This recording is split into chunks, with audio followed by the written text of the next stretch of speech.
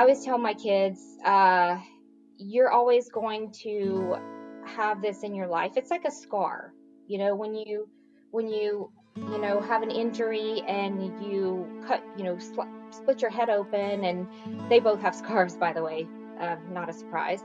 So I point out their scars, and I'm like, you see this scar right here? It's never going to go away. It will get lighter and less noticeable, but it will never go away. And I said, it's kind of like grieving and losing someone. You're never going to get over it. Hello, and welcome to Grief, Gratitude, and the Gray in Between podcast. This podcast is about exploring the grief that occurs at different times in our lives in which we have had major changes and transitions that literally shake us to the core and make us experience grief. I created this podcast for people to feel a little less hopeless and alone in their own grief process as they hear the stories of others who have had similar journeys. I'm Kendra Rinaldi, your host. Now, let's dive right into today's episode. Welcome to today's episode. I am really excited to be interviewing our guest today. It's my friend Jenna, and Jenna and I met a year ago, actually, almost to the T around this time. And we met doing a training to become facilitators, grief facilitators for a nonprofit organization.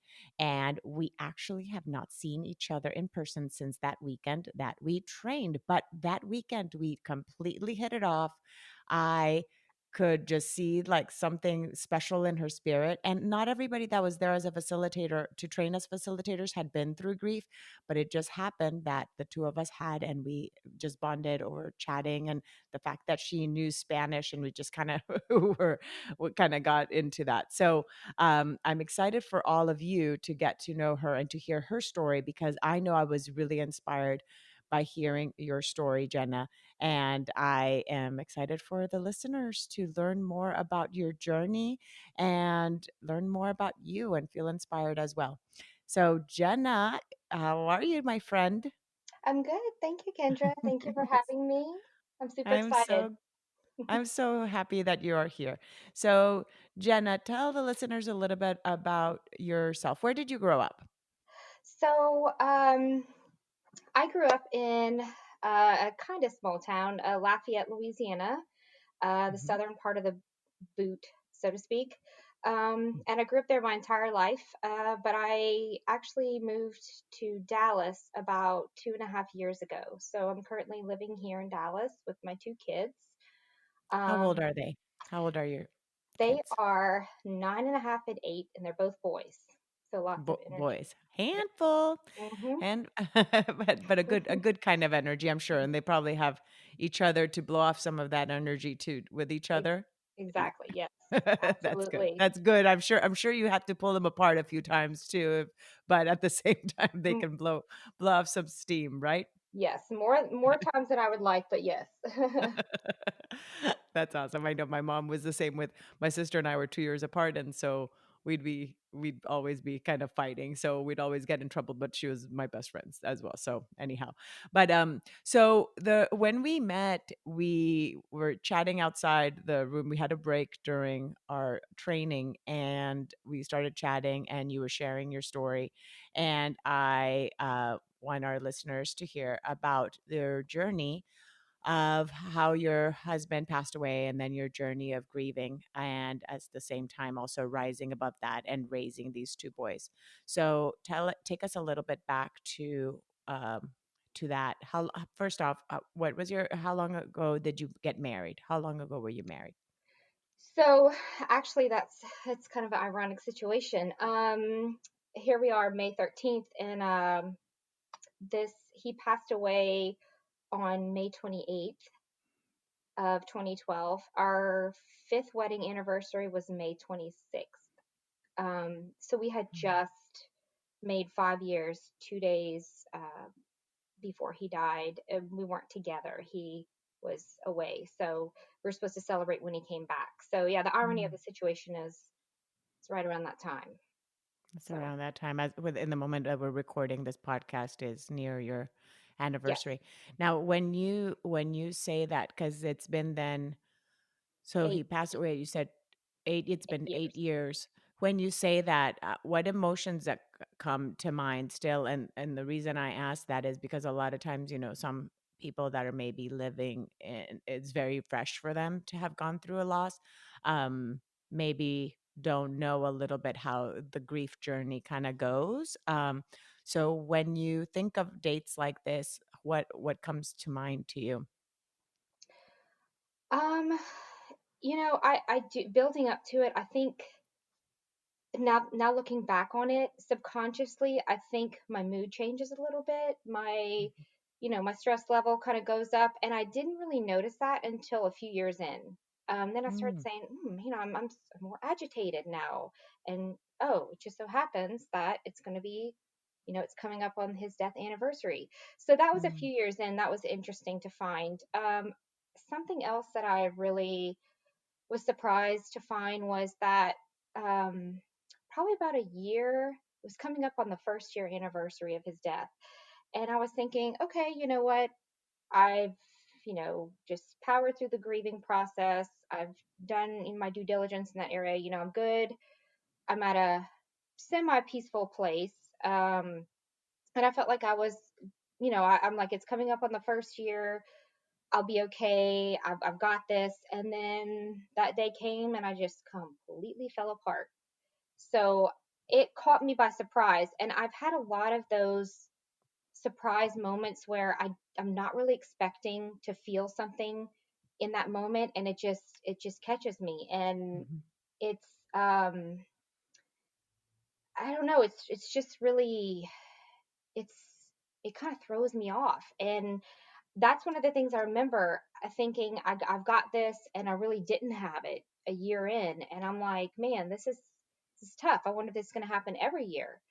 mm, Um, and every year, it's kind of like I always tell my kids, you're always going to have this in your life. It's like a scar, when you mhm, when mhm, you have an injury and you cut, split your head open. And they both have scars, by the way, not a surprise. So I point out their scars, and I'm like, you see this scar right here? It's never going to go away. It will get lighter and less noticeable, but it will never go away. And I said, it's kind of like grieving and losing someone. You're never going to get over it. And so many people say, are you over it? When are you going to get over it? And they always use those words, which those aren't the right words. But I don't fault people, because I know that sometimes they just, they're not the most tactful in how they say it. But you don't actually get over it, you move forward with it. And that mhm, was a good thing from Nora. I know you follow Nora. mhm. Or But I can yeah, never I pronounce can't her say last her name. name. Yeah, McInerney, McKierney. Um, McInerney. Yeah, and she if is, if the odd yeah, if the listeners don't know what we are talking about, yeah, tell them a little bit how to find. Like you can find her YouTube, a TED Talk she did, and that's the one I first saw her, was the TED Talk she did, yes. the one that's on YouTube. She Mhm. also has a podcast, and I have one of her books too. It's I think her podcast is Thanks for Asking. Uh, I forgot, but it's she's really inspirational. I saw a couple of her I saw a TED Talk that she did, and it was just so inspirational and so powerful, that she said you don't get over it, you move forward with it. And so Mhm.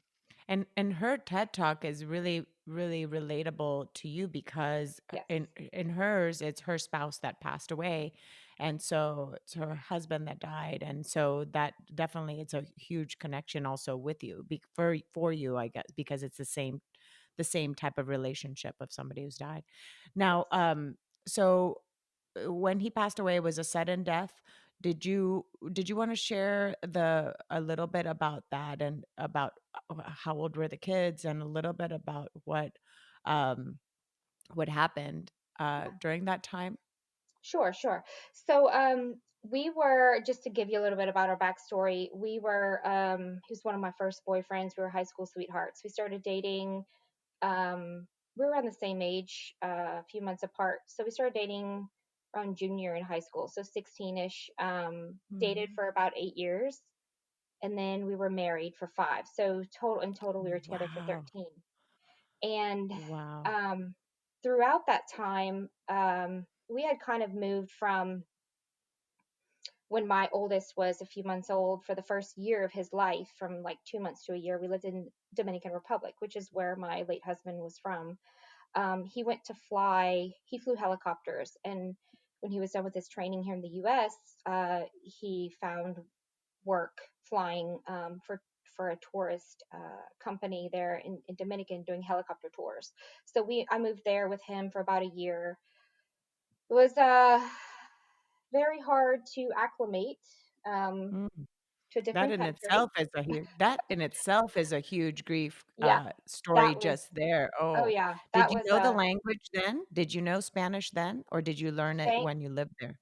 thankfully I had spent a semester in Costa Rica, my last semester of college, Oh, so thank I was goodness. fluent. Yes, I was pretty fluent, so I was able to get around grocery store, bank. None of that's online, so you had to actually go in person. So Mhm, it was a cultural shock, mhm, to say mhm, the least. But I did it for a year, and then I got pregnant with my second child, and then we came back here. He found a job in our hometown of Lafayette, and we were excited because we'd be around family. And I actually took a tour of the company, where he's going to fly. And it was ironic because it was super safe company. Um, and we had about our youngest was born April 17th, and he passed away on May the 28th. So our youngest was about 6 weeks, and my oldest was about 20 months old. So both mm, under the age of 2. Um, we had he was in Louisiana. It's very common if you work offshore to work 2 weeks off, 2 weeks on. So he'd work 2 weeks. He'd drive to the coast of Louisiana, fly for the company offshore, fly workers offshore to and from oil rigs. Um, he'd do that for 2 weeks, and then he would drive back, and he would be home for 2 weeks. So it was like a mm, 2 weeks there, 2 weeks at home. mhm. So Um, that's why he was away when it was your yes, anniversary was because he was in the off time. Mhm, yes, correct. Um, so basically, this happened. He was flying bigger helicopters than he was in Dominican. So it was a new experience for him. It was a lot more stressful and complicated. And, I think it was just the perfect storm of miscommunication. They had a rig. They had two helipads on this rig. There were two rigs like sandwiched together. There were two helipads, a bigger one and a smaller one. And I think they told him, pilots they always, when they receive instructions or something of the radio, they always have to confirm. They're given a green light. They have to do a circle around. So, I mean, he did all of what he was supposed to. Um, it's just, I think they referred to the whole unit as one name, but they also had part of the rig under the same name. mm, So I think he was thinking he was supposed to fly to this smaller one that was supposed to be closed off. The company was supposed to, by regulation, they were supposed to have put a big red X on it, and they didn't. And so, being a new pilot, he didn't know any better. There was an oil derrick sticking out over that smaller helipad that was very dangerous. And so, they were mm, supposed to have shut it down, but they didn't. mm, And he was supposed to go to the other helipad. Well, I think it was just miscommunication. So he tried to land there, and realized he was it was too dangerous. So he pulled back, and his rotor hit the oil derrick, and he just spun into the Gulf. And so, um, Was he alone in the helicopter yes, thank he God, because was just he was you heading know, there to pick up so he was on his way to pick somebody up from yes, there? Oh, okay. thank God, because I would not be able to live with myself if someone else was in that helicopter. I thank God that he was on his way to pick somebody up and didn't have somebody in the helicopter. Um, but yeah, he was on his way to pick somebody up, and just, you know, helicopter went upside down in the water, and nobody really did anything, and they just watched it sink. And I Mm, think, according to the coroner's report, I think he was just the when they fly, their head is very close to the window, and I think all the from the centrifugal force of the thing spinning, I think he just knocked himself out. Because they said mhm. he had severe head trauma, so I Trauma. think Okay. he just passed out and then he drowned. Mhm. So Does that bring you a little bit of comfort? I know for me, like my sister's was a head trauma and it was pretty instant, pretty much her passing yeah. from, I mean, it was 2 hours afterwards, but it was head trauma. So does it bring you, I mean, for me, it brings me a little bit of comfort, at least knowing that she didn't really suffer to some extent. Is that something that you think of too Well, sometimes, like that I aspect? I don't really know. So the way the Mm-hmm. universe works, I totally believe in the universe and Mm-hmm. it bringing people to you who are supposed to be brought to you. And Yes. later on, years down the road, I was always friends with this one girl, but it just so happened years later after his death, this friend, her husband, she was a good friend of mine. Her husband was the diver, come to find out, that went down and got him. No. Yeah. Wait, this is you so she was your good friend, but you didn't know that he'd be wait, she was your friend She was during always the time or she was my afterwards? friend when he was alive, Okay, but okay. I don't think they wanted to upset me or say anything about it, and I found out later on through somebody else that, hey, you do realize that her name was Alejandra. Her Mhm, husband he was an offshore diver, and he was the one called out to go and retrieve him. And I was like, I have to talk to him because I need answers. The mhm, NTSB, they give you certain answers, but I don't really trust what they had to say. They were very a lot of what they said was it contradicted what mhm. a lot of the information was contradictory, so I was kind of skeptical to believe what they said. And when I found out her husband was the one who went out, I was like, I got to talk to him.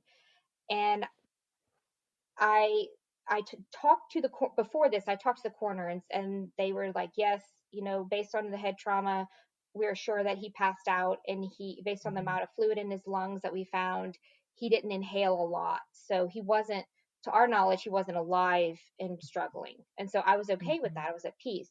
And then the diver, my friend's husband, said, well, his seatbelt, they always wear their seatbelt. His seatbelt was off, and Mm. one side of his they always have to wear of their inflatable vest. It's not inflated, but they always have to wear it when they fly. So if they land in the water, they inflate it. One side of it was inflated, Oh my. and I said, that and then all the emotions started again because I said, what if he was alive and he was struggling? And so I was just trying to. This was like, how everything was resurfacing at this point, and it really upset me not knowing. I thought I knew, and now I was like, maybe I don't know. How it And changed, yeah. That's so yeah, because you had already kind of found some comfort, and then all of a sudden it's like this change of story makes it all kind of resurface and you kind of have to yeah reprogram yourself probably to the new information that you now know. well, my theory, what I believe now is that, given the information I have, probably what happened is when he hit his head, he had a certain amount of time, because as soon as they realize they're going down, they start the procedure of what they have to do. And I Mhm. think that he had just enough time before it knocked him out completely out. So I think as he was falling, and he was inflating and doing what he had to Mhm. do, and then he lost consciousness and then didn't complete it. Yeah, That's what I he probably even lost consciousness trying to inflate the Yeah, do they have to inflate it man with their mouth they like have to is it pull. I think they or pull only the something. pulling? Oh, I okay, think okay. they pull, or they might have to do the mouth. Yeah, I don't I'm know. not quite 'Cause- sure, but yeah, so I think oh. that in the process, but he was out of his seatbelt. I think he took it off once he knew he was going down. So Mhm. that gives me comfort. maybe that's Mhm. not what happened, but And it's so you know what? But at the same time, it's like, what is gonna change by knowing what happens? It's like to some extent, it's like keeping a story that is gonna bring you comfort, I think is the best. Do you know what I mean? Like, because mhm, like you're saying, it's like the knowing wouldn't change the actual fact that your husband is not, yes. you know, living. I'm so sorry, Jenna, and thank you for sharing that again um with me and the details and with the listeners because those things aren't easy to share even 8 years down the line. But um I know that sometimes it actually helps to that for that processing again sometimes when we share these things. The so then you were home.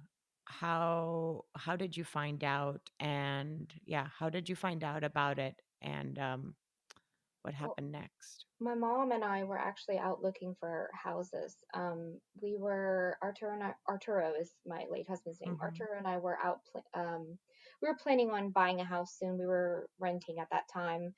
So my mom and I were looking at houses, and my father-in-law calls me and he says, "Jenna, I need you to." He asked me, "What are you doing?" I said, "I'm looking at houses with my mom." He said, "Well, I need you to come home immediately. I need you to come to my house right now." And I was like, "What's going on?" Because I thought it was my kids because I had dropped my kids off at my in-laws so they could watch them while I went out and looked at houses with my mom. Um, I thought there was something wrong with my kids, so I rushed home. I was freaking out. When I got there, I saw my dad's car there. My dad was at home, so I knew at that moment that something was really, really, really wrong.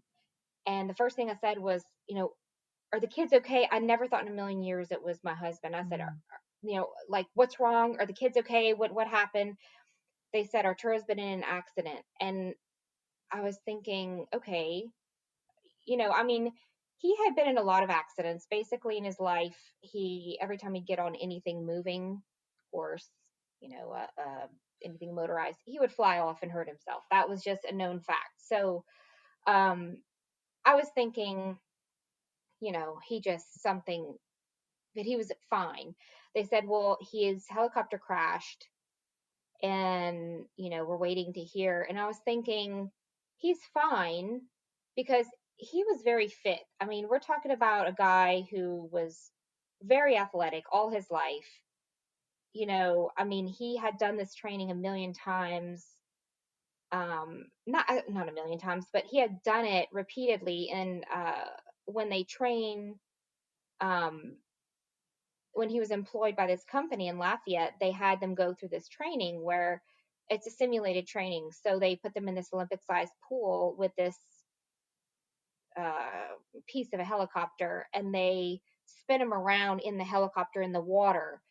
And then, so that kind of disorient them to simulate real life circumstances. And then they have to crawl out of the helicopter. So he did it. I mean, he did it successfully multiple So times. So I was, so it's kind of like what they do when they're also doing the simulations of like where astronauts or like those kind of things. yeah, Like they do certain things like that for them as well. Mhm. yes, absolutely. So he had passed that test. So I was like, okay, well, he's floating out there somewhere. They just need to go find him. And I was convinced that he was floating somewhere out there, that he had gotten out of the helicopter because he was 29 years old.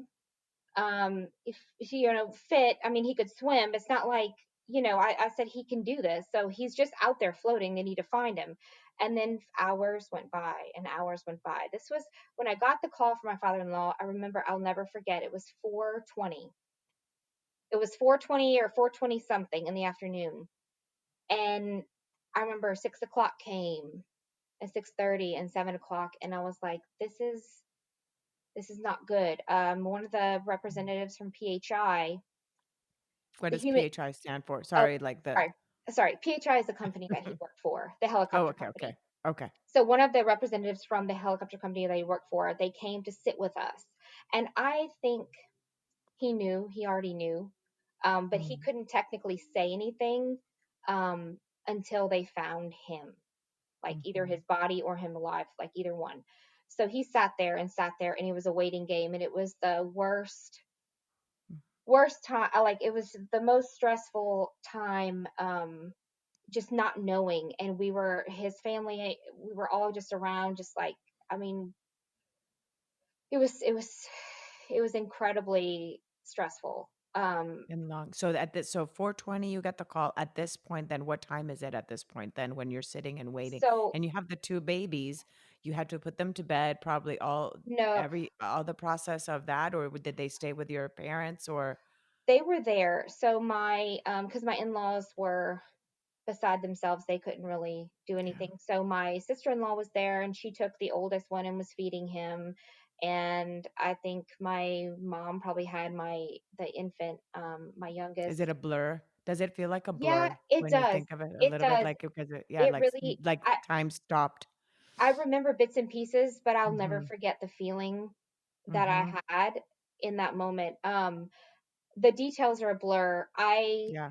I remember though it was about 8 o'clock when they finally said the divers found his body, Mm, and he was in the helicopter. Um, and it was really difficult, because I thought for sure this was like I was like, there's no way, because everything was just fine, and all of a sudden it's like you're telling me my life is flipped upside down in an instant. Like, mhm, it's like it doesn't soak in, and it doesn't soak in for a long time. mhm, Um, but it's I just remember absolutely falling apart. I mean, just like losing it, and it's so many thoughts were going through my mind, and it was the most, it tops at the most horrible experience of my life at this point. thank you for sharing. I know it's not easy to relive that. And I know we, as grief facilitators, sometimes share our stories with others too in those process. So, um, because I know it helps sometimes for somebody else to listen what we've gone through. So I appreciate you sharing those details. Thank Um, Jenna, let's fast forward a little bit and to what was it for you then in that process of here you are, a widow at 29? Were you already 29 or were you. you 28 29. at that moment with two kids under two? You lived then near your family at that time. What were the things you started to hold on to? Because I'm sure those first few weeks were just chaotic. A lot of the planning of funeral, this, that, and all those kind of things that happen in the chaos of it all that sometimes don't even allow us to give us the time to really do the grieving process sometimes when you're like in the busyness of it. Hmm. So, what were the things that you started to do to kind of help you kind of get up? But of course, you had two kids. So, share a little bit about that. um you know um it's like, when these things happen to you, you feel like your world just comes to a screeching halt, but yet it doesn't. The world keeps turning, things keep happening, and life just continues. And you feel like, well, no, you're supposed to stop because my life stopped, and you all need to just pause because, to recognize what's happened to me. But it's like, it's almost like you're forced to continue, like, the revolving door. It's almost like a revolving door, because the door is going to keep revolving and it's going to push you out.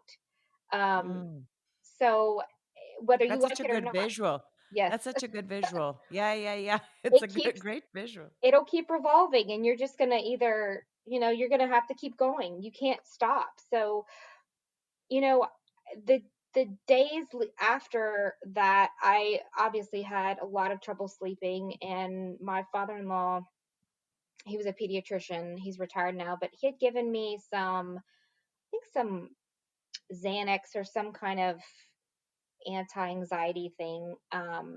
And I remember taking it. I'd never taken this in my life, and I took it, and of course it put me to sleep. But I couldn't wake up the next morning. I was extremely groggy, hard to wake. And then my son, my kids were like bright eye and bushy tail. That 6:30, 7 a.m. And I couldn't function. So I had to stop taking it. And I just had to kind of do what I had to do. And I just had to, even though I didn't want to get up, um, I just had to like keep pushing. And I felt like Mhm. I don't want to, I want to just crawl in a hole and I want to be alone and I don't want to have to, I don't want anyone to have to depend on me. I don't want, you know, kids to be depending on me. I don't need that right now. I need to be alone. I need to be able to deal with this. And I can't deal with it if I'm having to take care of kids. Mhm. And, over the years, I've realized that they were, um, they were a blessing in disguise. I mean, I say that in this instance, they're always a blessing, but, Right, right, um, right. And then, yeah, the yeah, fact that you had to have a reason to get up and yes, not be able to just crawl in the hole and stay in the hole as long as you wanted to, because you had two yes, human beings that were dependent on you getting out of that hole. yes, And so yes, that blessing was there because you needed to be okay for them. So it was exactly. kind of, yeah. Yes. So Yeah. they were they forced me to continue pushing even though I wanted to just, Mhm. crawl in bed and not come out. And I just kept, I had to show up every day whether I liked it or not. And I remember something my dad told me I'll never forget, and I he didn't say it with ill intention. I know he was just making a comment, but it stuck with me, and I'm glad that he said it. He said, as I was, rocking my newborn, my six week old, trying to breastfeed, which didn't last that long after my husband's Mhm. death because extreme stress will drive your milk. So I Mhm. had to stop. I had to stop. I was forced to stop, which was not. I didn't want that. But I remember rocking him one time, and my dad was telling me, you know, infants can sense their mother's mood. They sense Mhm. sadness, and they they sense it and they feed off. They react to it like they pick up on it. And I, at that moment, I remember thinking, I'm not going to do this to my kids. This has impacted all of us. I don't want my grief. I don't want to impose that on my kids, and I don't want them to suffer because I'm suffering. So I chose in that moment to put aside my feelings to be there for my kids, and that's what I did every day. We actually, shortly after my husband passed, my in-laws, they wanted us to go live with them. They wanted to help with the kids, and so we lived with them, which was good and bad. Had Mhm. its good times, but it was also probably not very Harder to good. Yeah, also, yeah, because yeah, then everybody in the home is yes, having those emotions, and I'm sure it was hard yeah, for them to see their grandkids without the yeah. dad there too, without It, their own child. Mhm. it was it was I remember having to put on my happy face, and just I that's when I learned to compartmentalize my feelings, and I forced all the thoughts and the sadness and all of that. I forced it out during the day when I was around my kids, and I played with them and I forced myself to be there for them. And then at night is when I did my grieving. So I had to kind of Mm. put it on the back burner.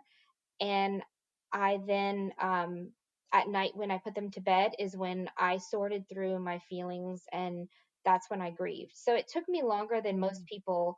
Um, for instance, my aunt who has grown children, her husband died, but she was able to just, she didn't have kids. So she just got it all out the way very quickly. They were grown, yeah, they were not Right. home when they, yeah. So I had to kind of slowly, piece by piece, do it over a long period of time, just because sorry, I didn't want them to, I didn't want them to suffer because I suffered. So, Mm. um, yeah, so, that was my journey with how things went. We lived with them for a year, about a year, year and a half. Um, I was trying to grieve. I was trying to deal with their grieving, which was it was I don't even know how to describe it, but Mhm. um, it was hard. It was difficult because we grieved in different ways, and I Mhm. was taking on trying to help them, and then taking on my own stuff, and then trying to be there for my kids, and then the That's a lot. the Yeah. lines get blurred of who's the parent, and eventually I realized it was time for us to move out. So Mhm.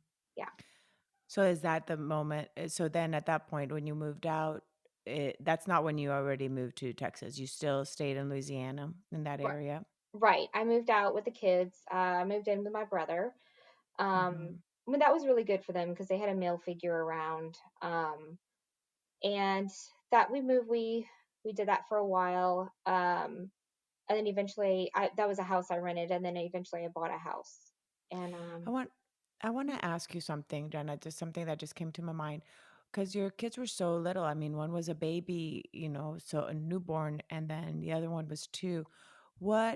How did you explain uh, the death of their dad to them as they were that age? And then kind of how did that change through the years now that they're, 8 and 7? Yeah. Did I it say right? was 8 and 7? they're 8 and 9. Eight Um, and nine. Sorry. 8 and yeah, they So when it first happened, of course, my six week old was way too young. The 2 year old, he was, he understood that he called him Papa. Papa went away for a little while, and then he came back, and he went away and came back. Oh, So the 2 weeks. Every time he'd yeah. gone for 2 weeks. hmm Oh, okay. So Mhm. I remember um telling him, Papa is, you know, I kind of explained it in age appropriate terms. Mhm. Uh, I use the word heaven because that's the Mhm. that's a very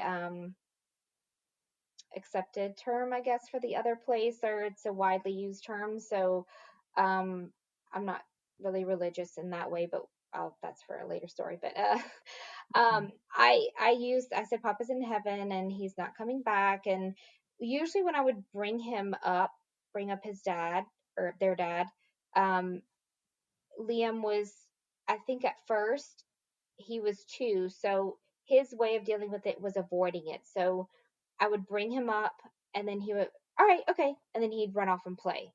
So Mm. it was very, he didn't feel comfortable, so he would either change the subject or leave or go play. Um, I don't think he understood it at first until he just didn't come back, because I think he was so used to, okay, he's away for a while and he's going to come Mhm. back. So, and I think that played a lot into um, the separation anxiety that he experienced later when I had him in I daycare. was just Yeah. thinking that. I was just hmm thinking that if he feels that sometimes when people are away, like, or if you ever were to go on a trip, like if that, like it had to be a certain period of time in which he just thought that maybe people when they leave long enough Even, that then they don't come back. That is yeah, that is huge. Wow. even something as simple as daycare. I put him in Wow. daycare 3 times a week, um, not even all day.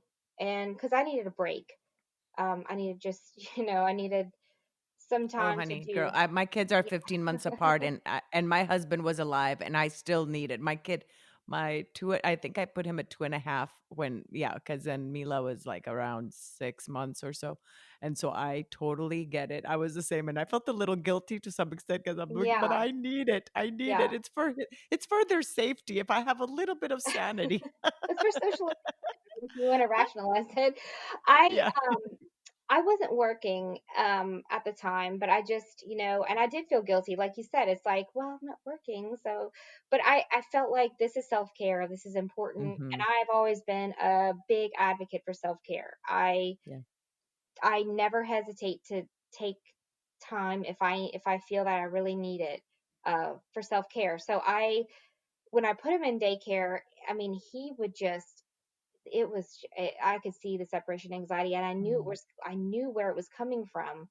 um Mm-hmm. but it's just there's nothing that I could really do. It's just over time, I think he realized, okay, mom is coming back, mom is coming back. Mhm. And over Mhm. the years, I mean, they a lot for a long time after that, they would ask me if I would go anywhere.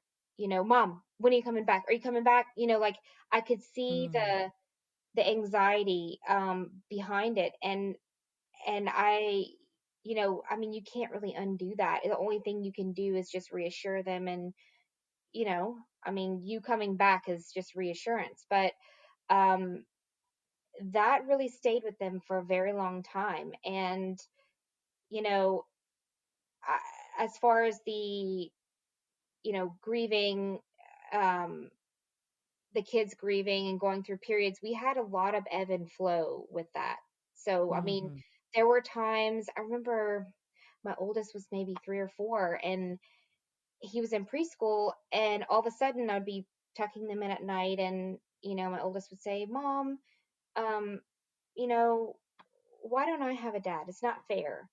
So and so has a dad. Why don't I have a dad? And can Uncle so and so, some uncle he would name, can he be my dad? Mhm. I'm like, no, it doesn't work that way. And you know, and it's just like one of those things that you don't have the answers, and you Wing it. have to wing Wing it, it. and you have Yeah. there's no manual of what to say. I mean, It's so you're true. just as Oh, clueless wow. as anybody else, and Yeah. and then you have to keep And it you age don't know even appropriate. like I was just gonna Hmm. say that it's like how do I even know that if what I'm saying is okay to say to a child Hmm. this age? Like I don't know. Like you're Yeah. right. Like and maybe some of the things that are if there were a manual, maybe some kids would be ready for certain things of the manual based on their own experience and their own brain development. You know what I mean? Everybody's just so different. So even a manual would really not even serve anybody because even grief is experienced differently for everybody. So there's not really a way to go about it that is rational, I right? know. It's just like, Wow. you build the airplane in the air kind of thing. You just kind of Yes. go as you just kind of wing it. And we went through a lot of that. I think they were seeing other kids' dads picking them up at daycare Mm, that was sparking something in them. And so we went through a lot of those, sad nights, and that lasted for a while. And then we went through a quiet period where really nothing happened. And then we're back up here with the mom, I'm sad about my dad, and what, and the questions, and then they start asking what happened, and why is it this way, why do these things have to happen, and I'm like, oh my gosh, it's just mm, so over the years I've had to tailor my story and my information based on their age, and I've given a little bit more information as they've gotten older. mhm. um just because I feel that they were ready to hear it and to understand more about it. And they get more curious as they grow older. Yeah, Um, and sometimes that curiosity, sometimes the not knowing ends up actually bringing sometimes more uncertainty and a little more discomfort than the just knowing. You yes, know, like if they know that you're not completely sharing everything, especially at now at the age of 8 and 9, then it feels as if there's something else they need to dig, and the ideas that they might even make in their head, maybe even sometimes worse than the actual reality of it. You know what I yes, mean? Like, we'd say we do things sometimes to protect our kids, and sometimes it ends up being, yeah, not the right. But again, we're all just kind of going as we go, and whatever we do is what we knew best at that particular time. So now that they know more information, like, and when they started school, like, did that make a big difference too? Because I know things like the what is it, donuts with dad, or these kind of things, that Father's Day, that this, like, were those kind of events that happened then in elementary, do those spark those emotions on them in them again, like those questions? yes. So And so if I jumped ahead, by the way, if you were about to say something and because I totally interrupted you, so if there was something you were going to say and I totally jumped, please feel free to take on wherever where you whatever train of thought you were on. oh no, it's fine, it's fine. No, I so yeah, so that does make it hard. We do have donuts with dad, and the way we've circumvented that is basically we have, so my sister lives very close to us. She's the only family member that lives near me. Everybody else lives in Louisiana. But um, so her husband has been great with the boys, and he's like a father figure to them. And he's been really good, about doing those things with them. My When we were still living in Lafayette, my brother, my cousin, my brother, my male cousin, brother, lots of male figures in our family. They were very supportive, and um, they kind of banded together and took on that role for the boys. So, and anytime the boys got down about not having their dad, I would always remind them, I say, but here's the upside to it. You have a lot of men in your life who can do those Mhm. dad things with you. They're not going to replace your dad, but you know, Mhm. they can go fishing with you and do this and play ball and all these other things. And it may not be the same as having a dad, but you still will get that experience somewhere, because I have two brothers, and you know, my sister's husband has been great, and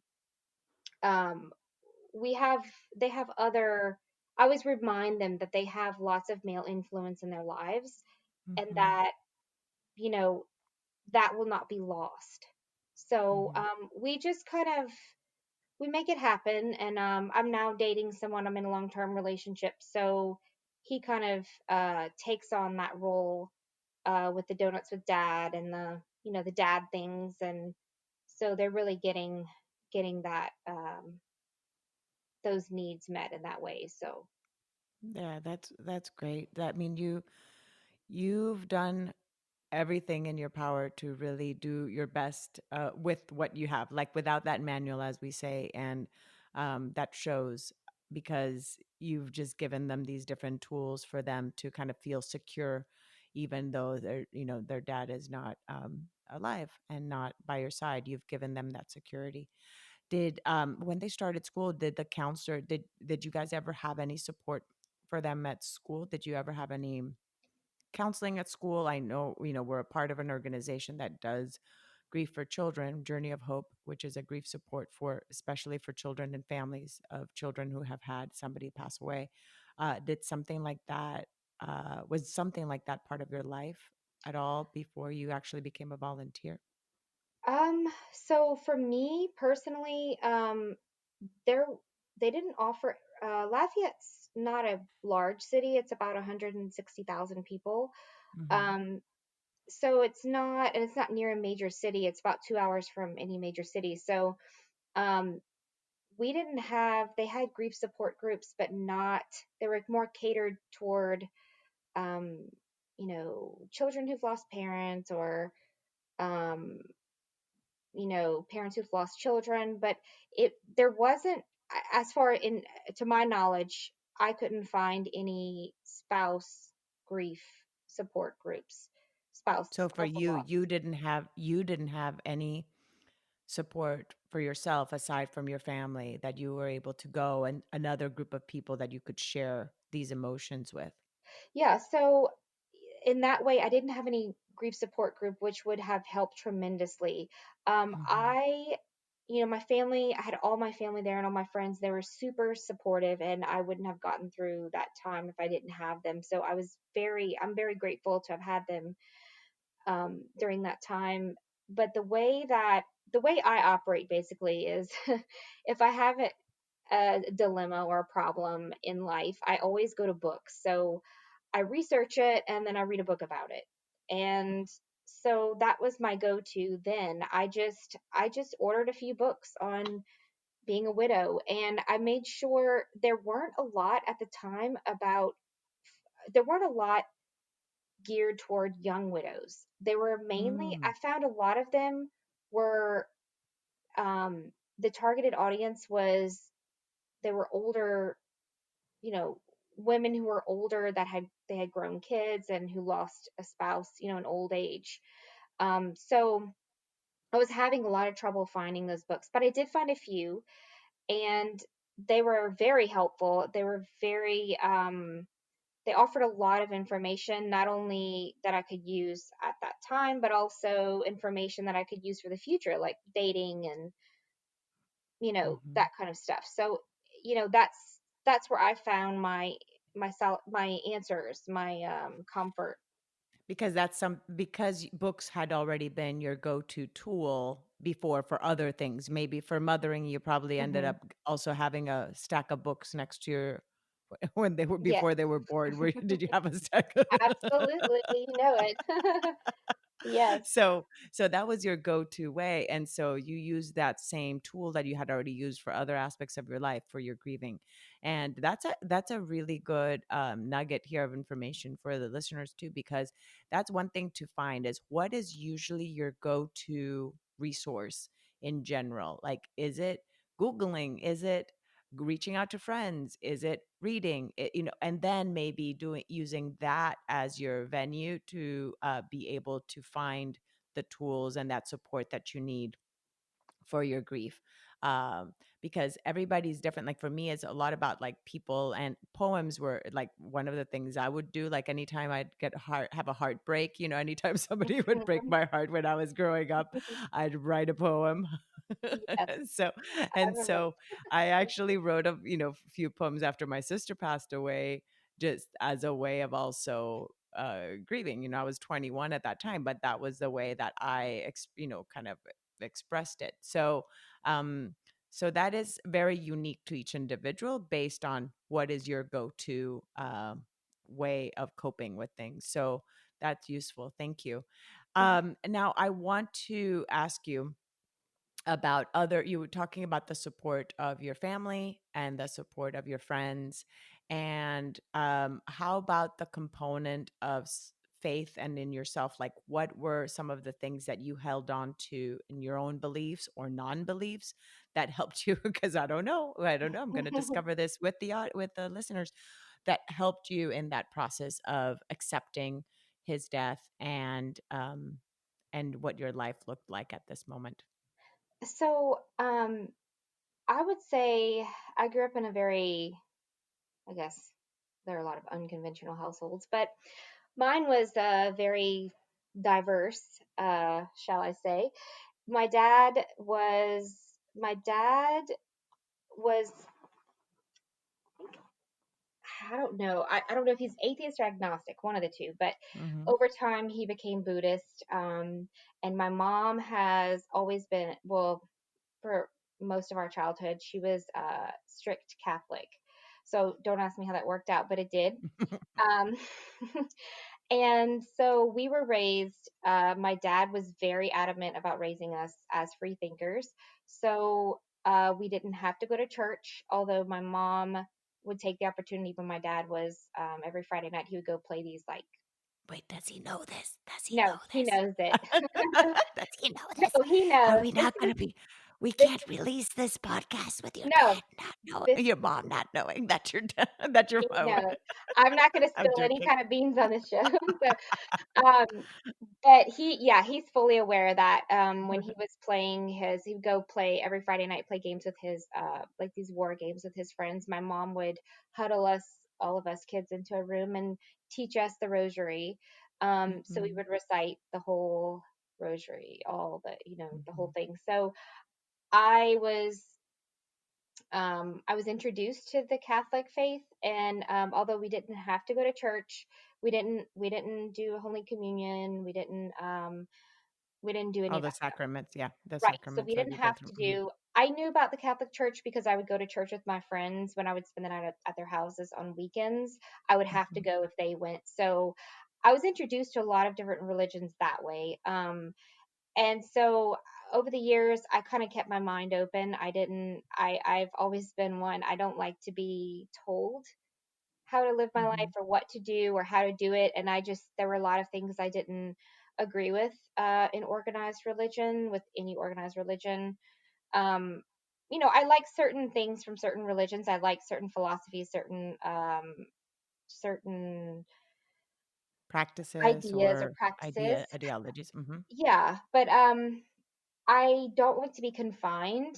to one. And so I just kind of went with that. But I would have to say before Arturo died, I wasn't that spirituality was not a huge thing on my list. Mm-hmm. And we, both of us, we were not very super spiritual. But um, after he died, I, it's not like I didn't become more religious. I became more spiritual, which I think Mm-hmm. they're two different things. Mm-hmm. Um, Mm-hmm. I still do not, I'm not I don't belong, I don't associate with any one religion, but I have become more spiritual. And by that, I mean, there were certain things that happened to me along the way from the time he passed away until now. Many things that I know, like they've kind of opened my eyes to, the universe and just the higher power, whatever people want to call Whatever this we want to higher call it, right? power. What do you like to call it? What do you call it? Universe, life, big source.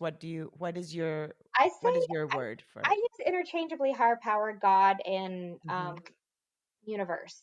I just Yeah. It's I just because it means the yeah, same. It's just however you relate to it is like yeah. So I just wanted to know like what words yeah. you choose So to relate to that power. right, Mhm. right. And I believe there is a higher power. I mean, I'm not atheist or anything. I believe there's a higher power, and I believe, the universe, there's a lot um a lot going on in the universe. And I think that there's a whole other realm beyond us. And actually, it's funny because my dad had been trying to get me to read this book called Journey of Souls. Um, I think it's John Newman is the author, but it's called Journey of Souls. And for the last like 6 or 7 years before Arturo passed away, he's like, "You got to read this book. It's so great." And I'm like, "Dad, I don't have time for that." And right after Arturo passed away, I remember thinking, I need closure. I need answers. I need Mm. to know what's going on with him right now. Like, where is he? What is he doing? Like I remember thinking, and I just had um, this overwhelming desire to read this book at this time. And I was like, I don't know why, but it's just calling me. Like, I need to read it. Now's the time. Like, okay, I'm going to read it. And I I wrote down the name already because now I'm curious. I Oh already my wrote gosh. down the And name of that he book. has another one after that. His first one's Journey of Souls, and the other one is, God, for the life of me, I can't remember, but there's a Mhm. sequel to, like, there's like another one after that. But So you I think still felt that yearning of closure because you had not grown up with any specific beliefs about what happened when we die. You hadn't really, I no, mean, yeah. So then that kind of yearning of having some kind of an idea of something, because again, we don't all have particularly all the answers to that exactly. We have glimpses of it, right? But right, at least to have some kind of understanding or something, some kind of belief to hold on to, and to allow you for that closure was something you felt called and drawn and pulled to do. And so you pick yes, up this book, you start reading that your dad's been wanting you to read for the past 8 years, and yeah. you pick it up after Arturo passes. And what was in it that that was like aha for you? It couldn't have been a more perfect moment to read that book. Like Mm, I remember in one of your other podcasts I was listening to, they were saying that, I think it was the one with Giselle, and she said, I was not supposed to know that at that time. This is the time I was supposed to know it. mhm, mhm. So I Like the remember, information comes to you very yes, timely. Yeah, yeah, yeah. it comes just at the right time. So I remember thinking, this is the right time for this. This is when I need it. And it spoke to me just so clear. And I remember thinking, so the book is about, he basically um is a hypnotherapist, and he accidentally, with all these patients, he's hypnotizing them for different reasons, but he accidentally stumbles upon past lives. And so it's by accident. And then and so he gets curious and he starts digging deeper, and all these people, it's just about specific cases. And all these people describe this place in this same exact way, with the same verbiage and the same, with the same detail and the same, it's just all very eerily similar. And I remember thinking to myself, these are people who don't have any connection to one another, and they're all saying the same thing when he does hypnotism to them. They're all describing this place in the same way.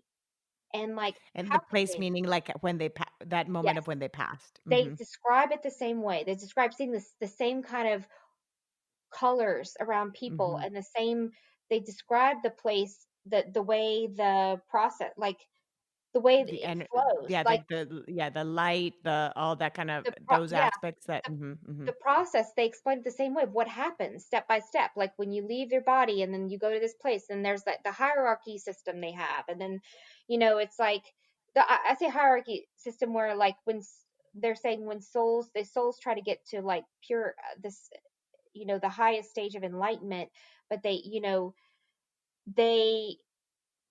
they go through, they have to go through many lives in order to get to this high place. So the some souls are, farther along the road, and some aren't, but they describe it the same, like returning into bodies and coming out of bodies. They describe it. And I'm like, so I'm thinking to myself, you know, it just, there, there's no way that everybody could be, this big conspiracy about everybody, I mean, It they, made sense to you. It made it sense made to sense you to when you me. heard it. Yes, and it Yes, helped you and it in your helped. process. Because yeah, everybody has to find what makes sense, yeah, to them. And a lot of it based either, and this is something I've realized even with having done, grief coaching and stuff too, is that a lot of our beliefs are partly of whatever we've been brought up to believe, in terms of what happens after we die. But then also as adults or as we start getting older, do our current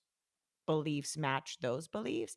And then that also helps us decide kind of, or basically determines how we grieve too, Yeah. So they Um, but I actually wanted to, if you don't mind, I want to quickly circle back about the spirituality thing. please, please, Um, sorry. I'm a good at segueing. And so thank yeah. you for coming back.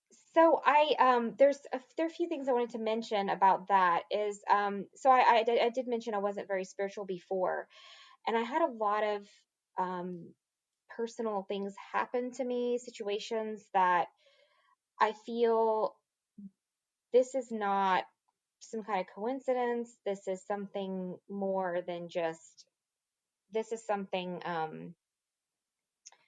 uh you know very, it's not in this world. It's, something beyond us.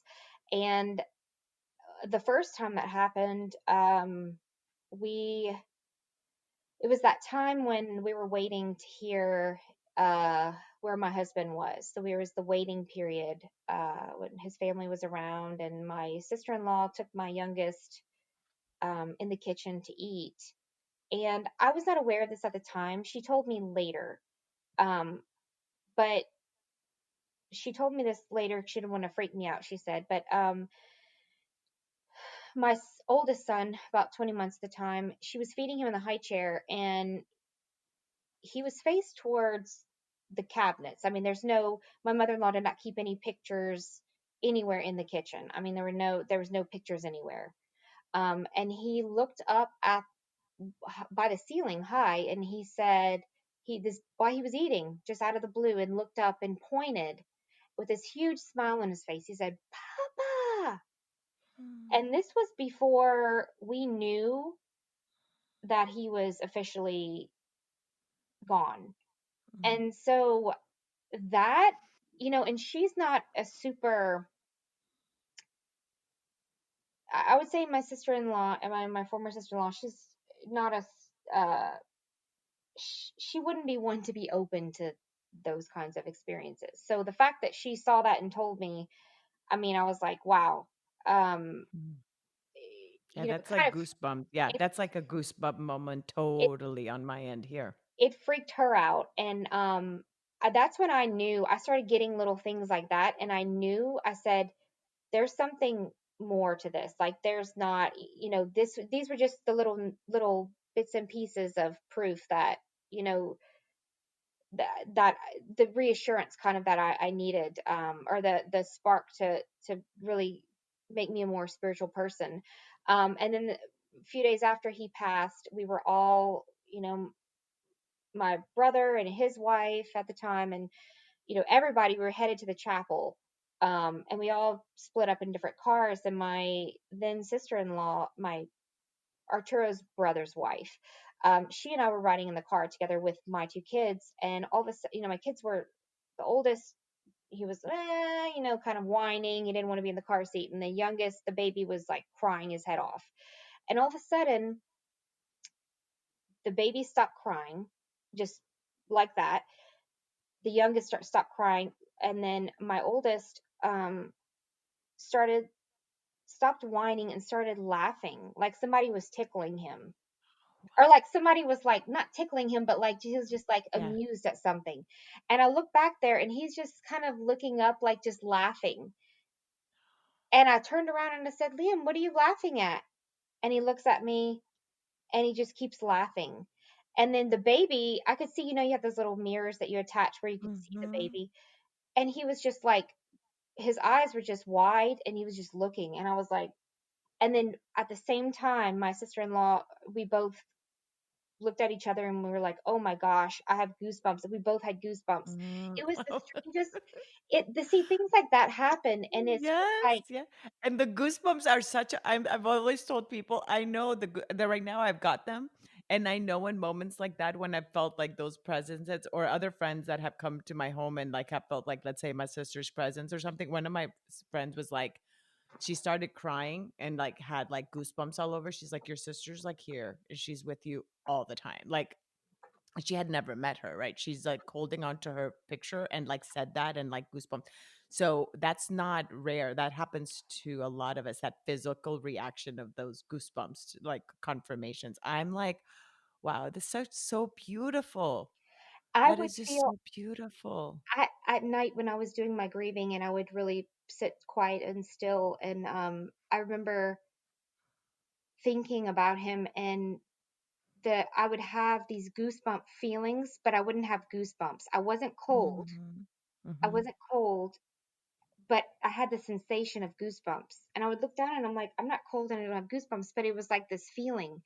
And Hmm. I would get that feeling a lot later. It happened a lot at first and then it kind of waned a little bit, but I would get that feeling anytime I was thinking about him. And I feel that that was, I don't know if I'm just making something up, but I feel that that was connected to, I feel His that he, energy, his energy. yes, his energy. Hmm. And, I thought those two instances that I had, I was like, okay, well, this is not, I was thinking they stick around for a little while, the spirits stick around, and then they go on and they don't come back.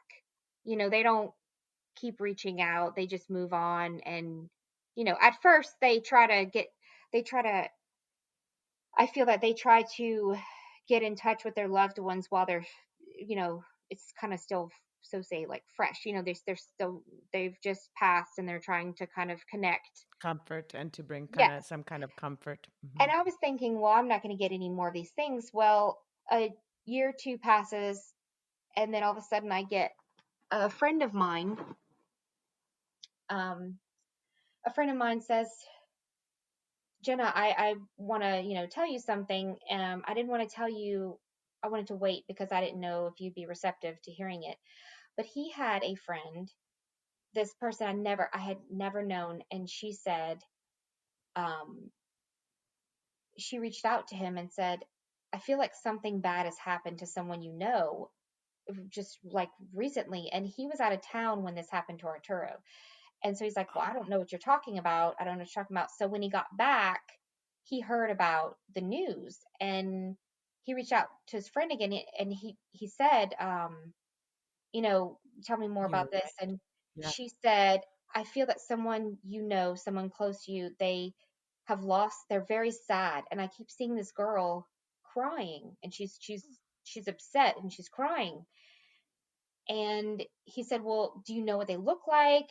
she's like, no, I just see this girl, do you know anybody who's lost anyone? And he says, well, my friend Jenna just lost her husband. And so he goes through and he finds a picture of me on Facebook, I think.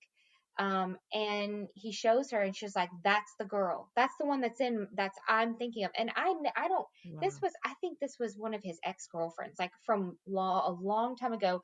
I don't even know who this person is. I have no, but apparently from what he says, she's very connected to spirits. Intuitive. And Hmm.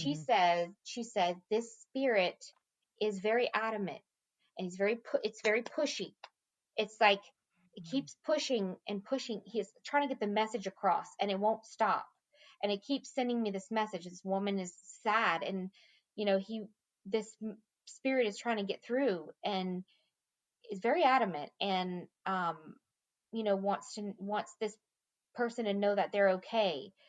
And then probably 6 months later, not even a year later, someone from the opposite, from Arturo's friends. So this is one of my friends. Arturo's friend, a friend of his from Dominican Republic that we were close. For all of us were friends. Well, he knew him from um, Dominican Republic. He calls me up and says, "Are you sitting down?" And I said, "Yeah, why?" And he said, "A friend of mine was over um, recently, and she was doing a reading for one of our other friends, like trying to get in touch with, this girl's grandpa or something like that.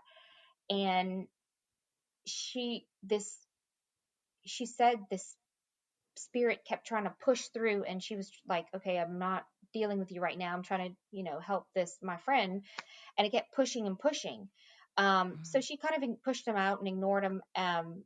And then she later took a nap or something. And during her nap, she had this very vivid dream.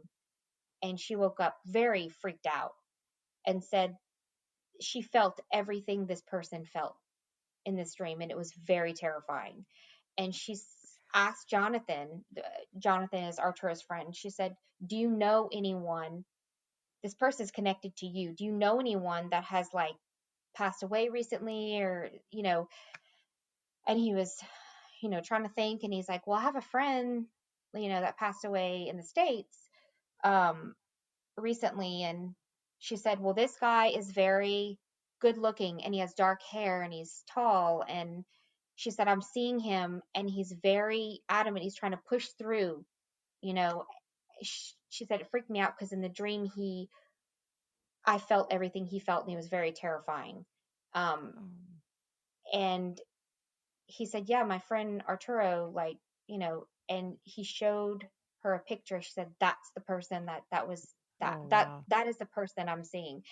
And this, mind you, these people are on complete opposite ends of the spectrum. None of these people know each other.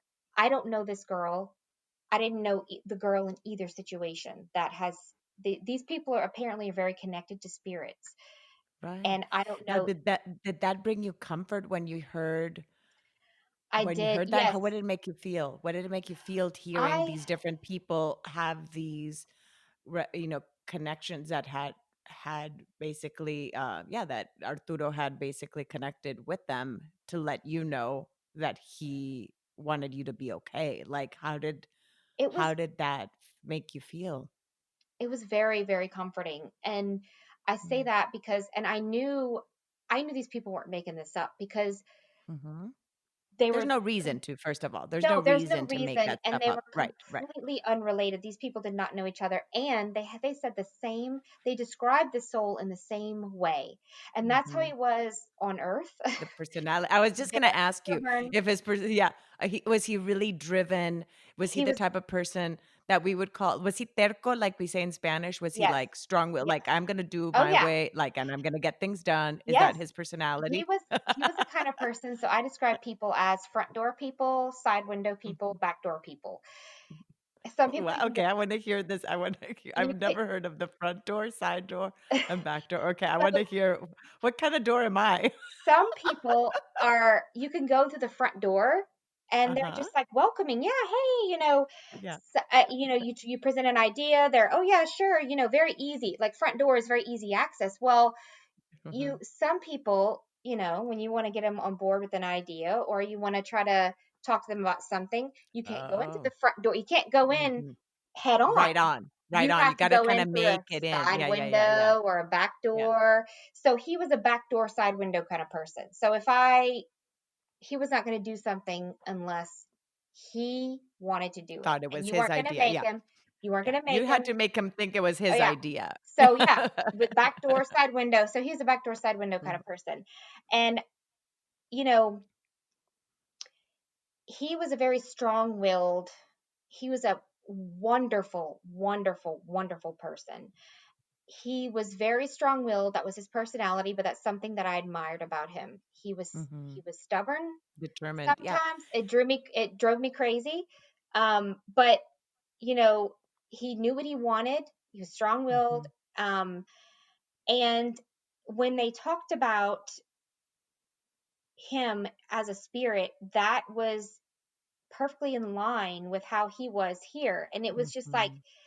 they both said this spirit was very adamant and would just not stop and just wanted Mhm. to get they wanted to get it, like he Their wanted to be idea heard. across. Yeah, yeah, yeah, yeah. And they both, I talked to the second person, The one Jonathan's from friend. Dominican Republic? Uh-huh. I actually talked to her. I said, I have to talk to this person. I have to. And she said, it was scary. What he had me feel was very scary, what he went through. And that kind of worried me a little bit. But she Mm, said he's at a good place. He wants you to know that he's okay, and he wants you to be happy. He wants you to live your life, and he wants you to move forward. He doesn't want you to be sad. And so that gave me peace. It gave me comfort and a mm. sense of closure. And I was very happy about that. And I thought, this was probably, gosh, 6, 7 years ago about 6 years ago that this happened. And I hadn't, nothing crazy had happened since then. Um, and then at a wedding, my Arturo's brother got remarried, and we went to Florida for the wedding. And this was the most recent instance that I experienced. But his brother got remarried, and the kids and I went. And during the reception, the first dance song, they started playing the song, and I was like, oh, this is very familiar. And I realized about 20 seconds into the song that it was the exact same song. It was the same song as the first dance song. It was the same song as the one that Artur and I danced to as our first dance Mm, at our wedding. It was a different version. mm. Um, and I wasn't prepared. That was another moment, kind of circling back to how I said there was Emotions. moments Yeah, the I'm not emotions. prepared Mhm, for, that I think I've mhm. got it all together. And I'm like, here we are almost 8 years in. I don't have a lot of those breakdown moments. And I started to lose it.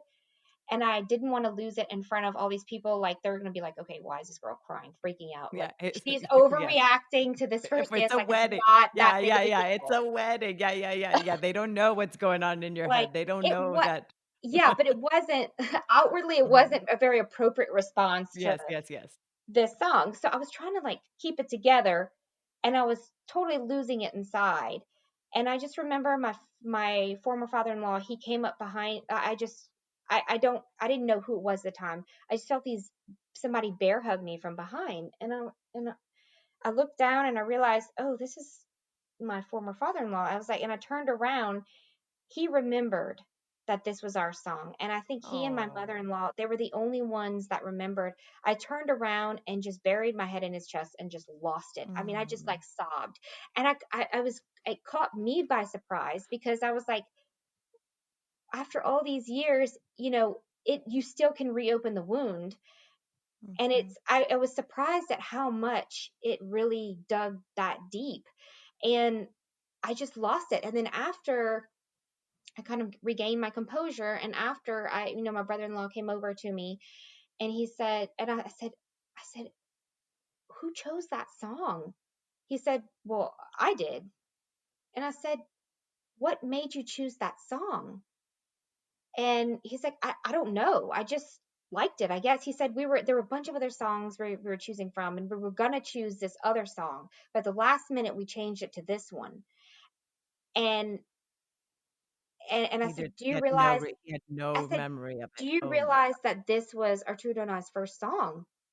Our first dance song at our wedding. And he's like, oh my gosh, are you serious? He's like, I had no, and I know for a fact he was not God. lying because Yeah, he does, they he no, no, no, forget, they don't he remember. Yeah, yeah, does yeah, yeah, not yeah. remember that. I guarantee you. And Yeah. he chose it. He chose that song.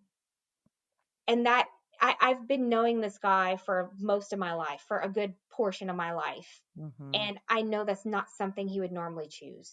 I was like floored when he said he chose it. I thought his now wife chose it.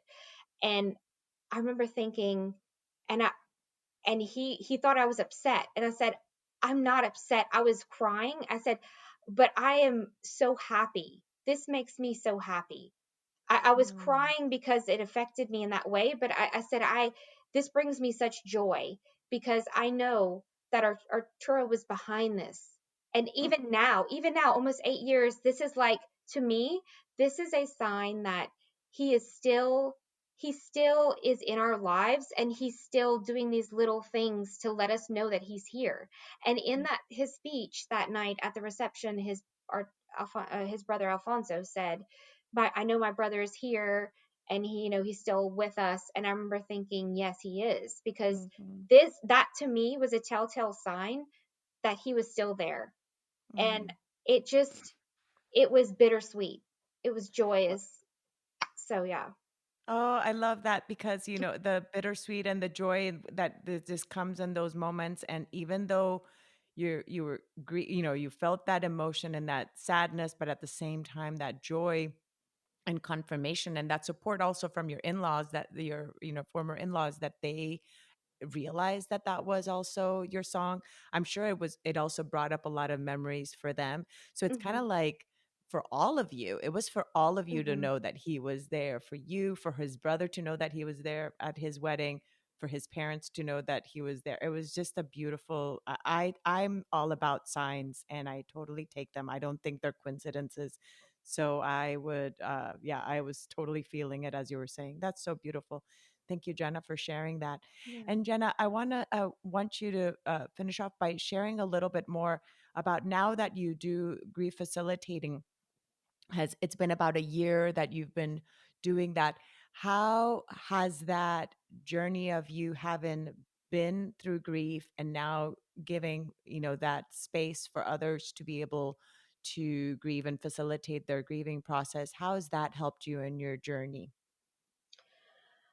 I, I experienced about a month or so after I lost my husband, uh, one of a person that I went to school with, high school with, um, she lost her brother, and he was around my age. And I remember thinking, oh my gosh, he's married, and his wife is around the same age as I am. And I forced myself to go to that funeral. This was a month after my Mm. husband died, and Oh I was wow, in no yeah. place to go to another funeral, but I forced myself to go because I was like, this is, I mean, the support is, for me to be supportive in this moment, it means, even though she may not even know I'm there. I didn't know his wife personally, but I said, I want to support in any way I can. And and after that, another person I went to high school with, um, she was married to Will Smith, the football player that got killed. Oh, I don't. Saint, I only know the Will Smith, no, he was the actor singer. he played for the Mm, Saints. And okay, I'm a sports like non. I have no idea about sports like so much, yeah, but yeah. he was Oh wow, he was a a big celebrity. person. Yeah. Hmm. Um, well, I went to school with his wife for a while, and I remember reaching out to her after because I was like, I know what this place feels like. And I remember Hmm. reaching out. I didn't hear anything back, but at that moment, I remember thinking, wow, this is like more common than I thought it was. And I really want to do something to help people. And this was while I was still living in Lafayette. So I felt like there was not much I could do in that sense. When I moved to Dallas, I felt called to do something more. I was like, I want, because I didn't have the resources in Lafayette. And I know not everyone has the opportunity to live in a big city where you have so many resources for, grief, Support. grief support. And, I mean, some people live in very rural areas and they just don't have that.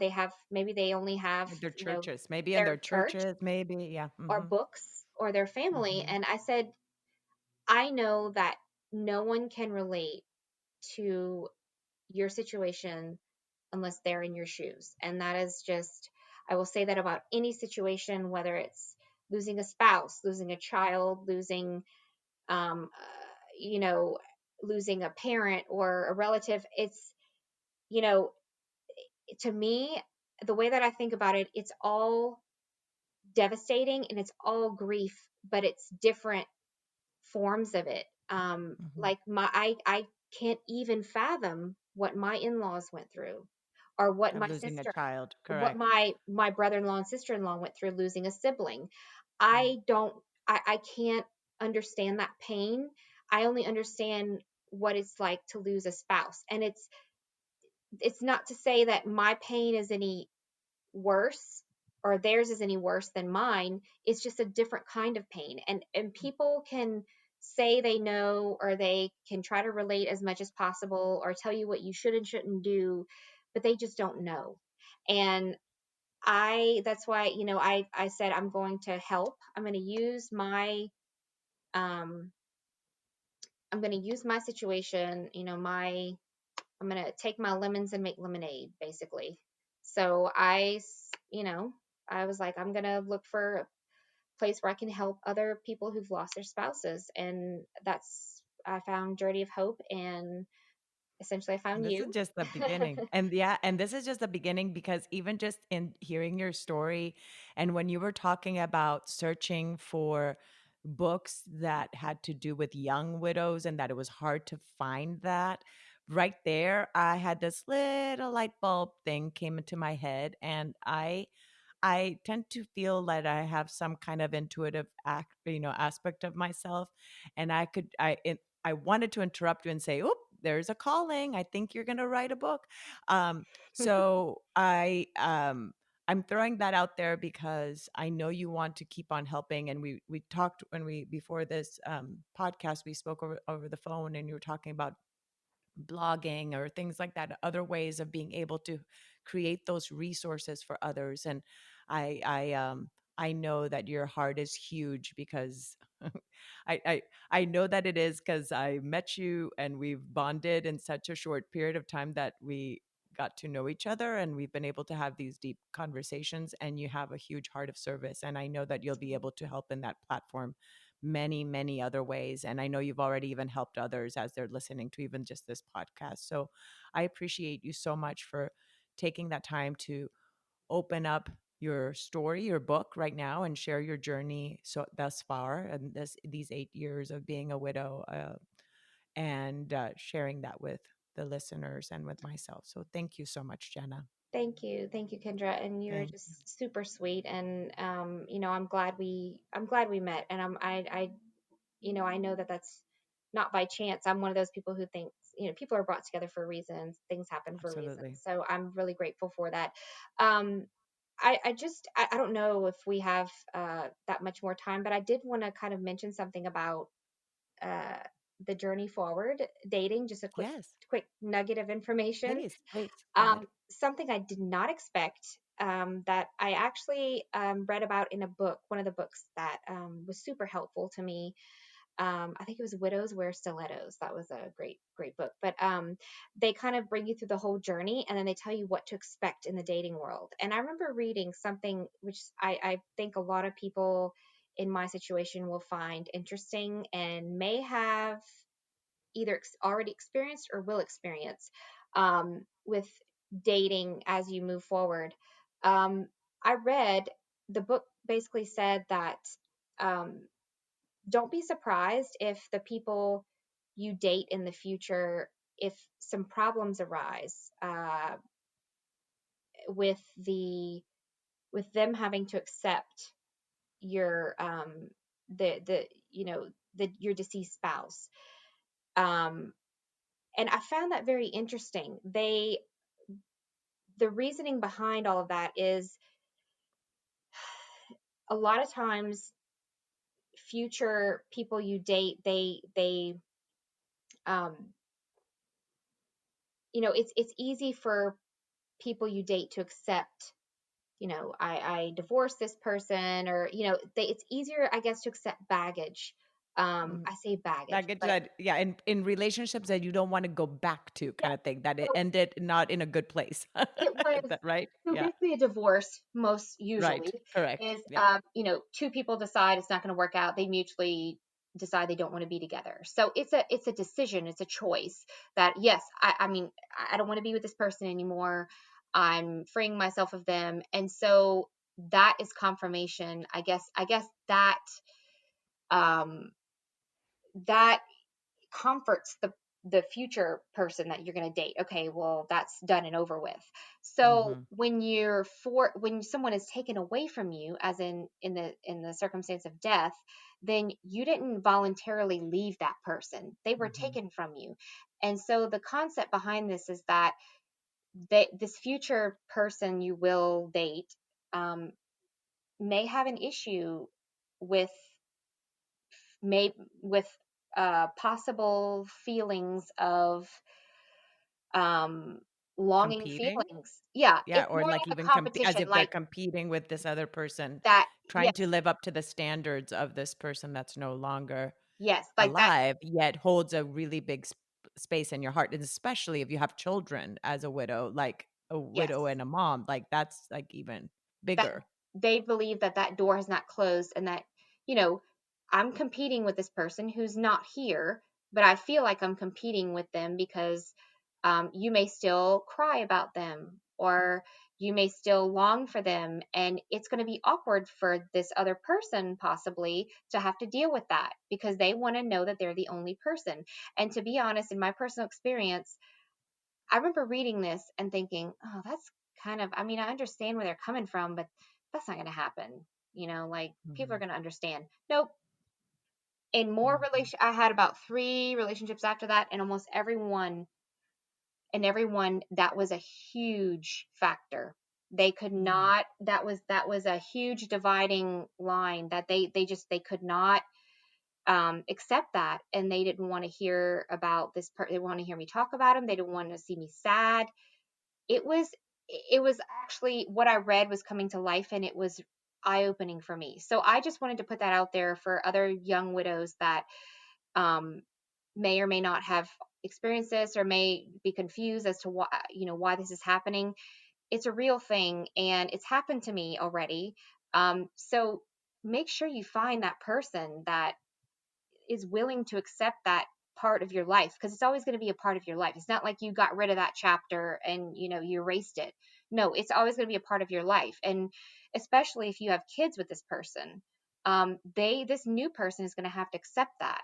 And so I found that just so bizarre. It was so eye opening to me. So I just wanted to say that. Thank you. That is very helpful information because it's something, of course, like myself, I mean, I'm not a widow. Like, I wouldn't even think of that aspect because the people that have passed in my life are non-replaceable to some Hmm. not that anybody is replaceable, but relationships, right? So if you break up with somebody or if you're married and then you remarry, then you have a ex-wife, you have a new wife, right? Or the ex-parents-in-law and now your new parents-in-law, or you know what I mean? Like all Hmm. these different kind of, but a sister that passes, or a mom that passes, like those relationships don't change. So it's really different in this case, and thank you for bringing that to light. And I think that if anybody else wants to listen more about that aspect, listening and looking for that TED talk from Nora McInerney, that we cannot pronounce her last name correctly. I'm sorry, Nora, if you end up listening to this podcast sometime down the line. The one she talks about moving on, moving, oh Forward. gosh, I always, yeah, Yeah. moving forward with grief. And she talks about that aspect of the relationship and the new relationship after you become a widow. So thank you again for bringing that to light, Jenna. Thank you. Thanks again, dear. And everybody, be on the lookout. Jenna Lebron, because I'm sure eventually you'll have to look for a book somewhere in on Audible or, on Amazon and order it, and or a blog somewhere, because I know there's a lot more to come from your end to help others. So thank you, my friend. Yes, it's coming. Trust me. I know It's it is. I itching to know. get out. So I know that. I know that. So yeah, be on the lookout. Thanks again, dear. And thank you, Sandra. thanks for the kiddos for also allowing all this quiet time for mommy to have this conversation. So Yes, thank you. they're under strict orders. Thanks again, honey. Thanks.